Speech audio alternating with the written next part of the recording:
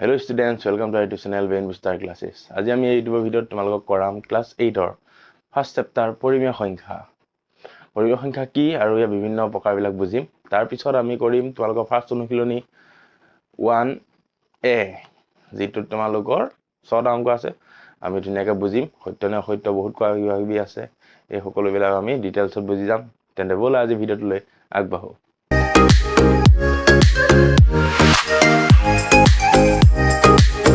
তো স্টুডেন্টস আজি ভিডিঅ'টোত প্ৰথম আছে তোমালোকৰ 1 নম্বৰ কিটা তাৰ আগতে আমি দুটামান কথা জানি লম আগতে পৰিমেয় সংখ্যা কাক বোলে পৰিমেয় সংখ্যা কাক বোলে তোমালোকে ক'ব লাগিব যিবোৰ সংখ্যা আমি p বাই q আকৃতিত লিখিব পাৰো মানে ভগ্নাংশ আকৃতিত p বাই q আকৃতিত p বাই q আকৃতিত জানে দুভাগৰ 1 1/2 হয় 4 ভাগৰ 1 আৰু বিভিন্ন ধৰণৰ সংখ্যাবিলাক আহিব তো যিবিলাকক আমি p বাই q আকৃতিত লিখিব পাৰো লব হৰ ওকে আৰু যিবিলাকক নোৱাৰো অপৰিমেয় সংখ্যা তাৰ পিছত আহিব তোমালোকৰ স্বাভাৱিক সংখ্যা কাক বোলে 1 ৰ পৰা তোমাৰ অসীমলৈ পজিটিভ সাইড 1 ৰ পৰা অসীমলৈ হেবিলাকক কয় স্বাভাৱিক সংখ্যা আৰু পূৰ্ণ সংখ্যা কাক বোলে স্বাভাৱিক সংখ্যাৰ লগত 0 টো যোগ দিলে হ'ল ক'ব লাগিব যে 0 ৰ পৰা অসীমলৈ পজিটিভ সাইডে আমি সবকে কি বুলি কওঁ পূৰ্ণ সংখ্যা এই তিনটা তাৰ পিছত আহিব অখণ্ড সংখ্যাৰ আমি কি পাওঁ এডাল তোমালোকৰ সংখ্যা ৰেখা হলে মানে 0 এপিনে পজিটিভ নাম্বাৰ বিলাক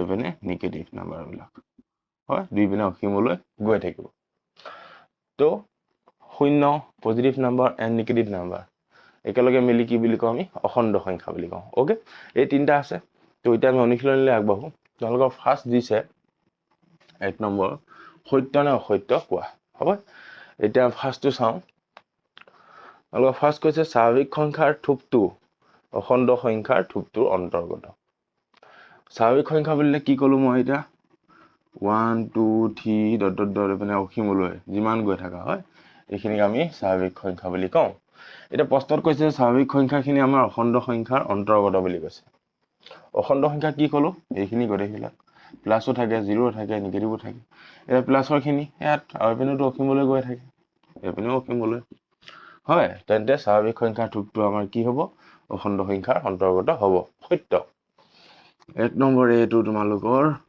সত্য বি টো চোৱা বি টো কৈছে স্বাভাৱিক সংখ্যা আৰু পূৰ্ণ সংখ্যাৰ থোপ দুটা লগ হৈ অখণ্ড সংখ্যা হয় স্বাভাৱিক সংখ্যা আৰু পূৰ্ণ সংখ্যা থোপটো কি বুলি কয় 0 1 2 3 অসীমলৈ হয় এই দুটা লগ হৈ কৈছে যে অখণ্ড সংখ্যা সৃষ্টি হয় নহয় কিয়নো অখণ্ড সংখ্যা সৃষ্টি হ'বলৈ পজিটিভ আৰু নেগেটিভ লাগিব নেগেটিভ খিনি লাগিব না নেগেটিভ কোড আছে স্বাভাৱিক সংখ্যা আৰু পূৰ্ণ সংখ্যাত নাই হেতু কি হ'ব অসত্য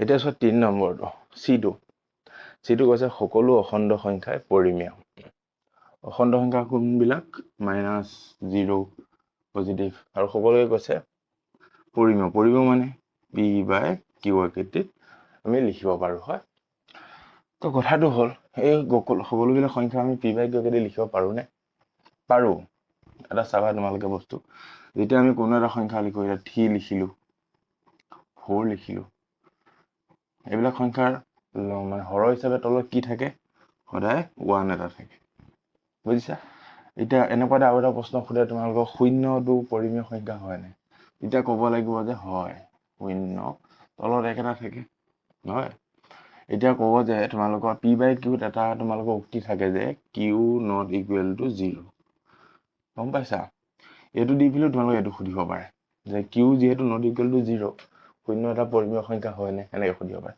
তেতিয়া ক'বা যে হয় কিয়নো q হে not equal to 0 p টো নহয় বুজি পাইছা এটো p হ'ব 0 q হ'ব 1 বুজিলা তো এটোত হ'ব গৈ সত্য যে সকলোবিলাক অখণ্ড সংখ্যা পৰিমেয় সংখ্যা হয় দেই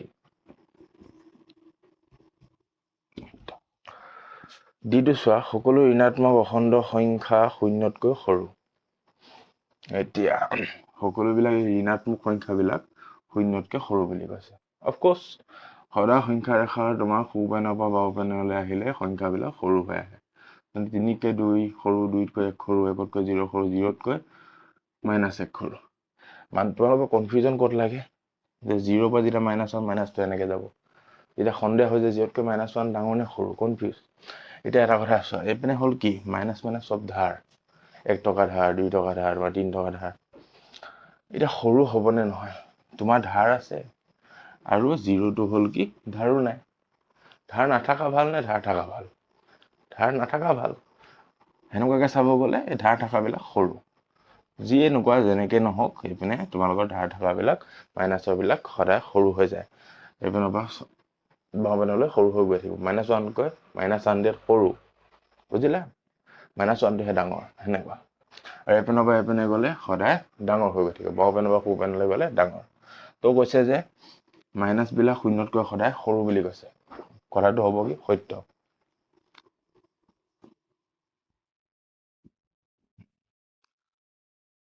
ইটো চাওঁ,